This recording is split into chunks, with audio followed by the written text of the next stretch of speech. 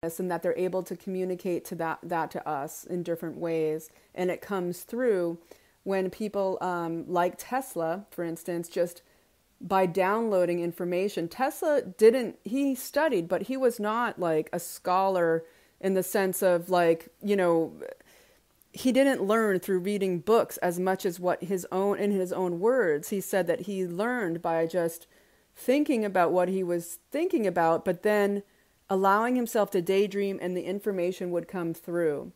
And that's what almost every genius says, that's mostly how they get their information, is by accessing the knowledge that's already all around us. And so Nixon puts in this time capsule a formula for energy independence, some information about Planet X, and some stuff to do with aliens. And then when Nixon's out, okay, there was a woman named Jean Dixon who did a lot of, people might remember her, like in my mom's age, she was like the biggest psychic around, and she would do a lot of psychic work for the presidents, and all the way from, I think, FDR all the way to Reagan. Like, she was like used by all the presidents and their wives for, psychic information.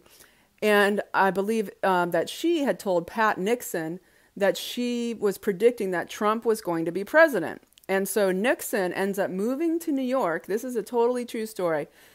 Richard Nixon moves to New York, and he writes a letter to Donald Trump, which is now hanging in the White House, okay? And he says in this letter, I predict you're going to be president. And this was in 1987. And he asked to meet with Trump. They become close friends. Trump starts flying Nixon around everywhere. They end up going to a fundraiser for Connolly, the governor, the ex-governor of Texas, who was in the car when Kennedy was shot. They're seen together. There's photos of Trump and Nixon and flying on Trump's private plane. And so this was in 87.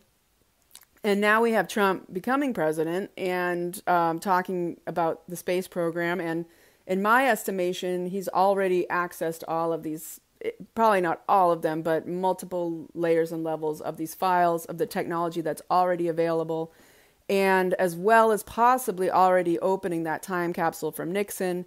I don't know about the one from Eisenhower, but I just wanted to put that out there as like, this is exciting. This disclosure is coming.